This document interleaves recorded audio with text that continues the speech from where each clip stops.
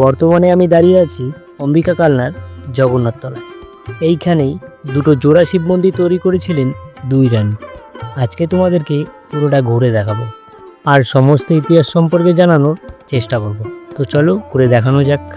অম্বিকা কালনার জগন্নাথ তলা বা জগন্নাথ ঘাট মূলত বর্ধমান রাজাদের দ্বারা নির্মিত এই মন্দির এবং একটি ঐতিহ্যবাহী স্থানের সমষ্টি, যা এককালে ভাগীরথী নদীর তীরে অবস্থিত ছিল।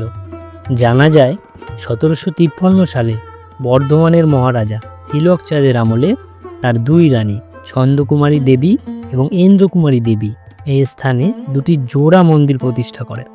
এই মন্দির দুটি বিশেষ করে জগন্নাথ দেব মন্দির এবং তার সংলগ্ন জোড়া শিব মন্দির গঠিত হয়েছিল। জগন্নাথ তলার মন্দিরগুলো বাংলার ঐতিহ্য আটচালা শৈলীতে নির্মিত হয়েছিল। এই মন্দিরগুলোর গায়ে রয়েছে পোড়া মাটি টেরাকোটার অপূর্ব কাজ, যা সেই সময়ের শিল্পকলার এক উজ্জ্বল দৃষ্টান্ত।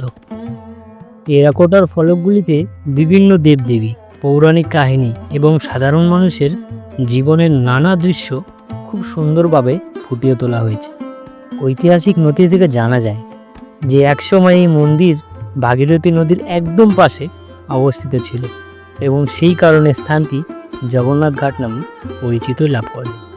তবে সময়ের সাথে সাথে নদীর গতিপথ পরিবর্তিত হওয়ায় ঘাটটি এখন নদী থেকে অনেক দূরে সরে গেছে।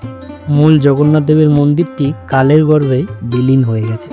তবে জগন্নাথ দেবের ঘাটের জোড়া শিব মন্দিরটি আজও টিকে আছে এবং সেগুলি নিয়মিত পূজিত হয়।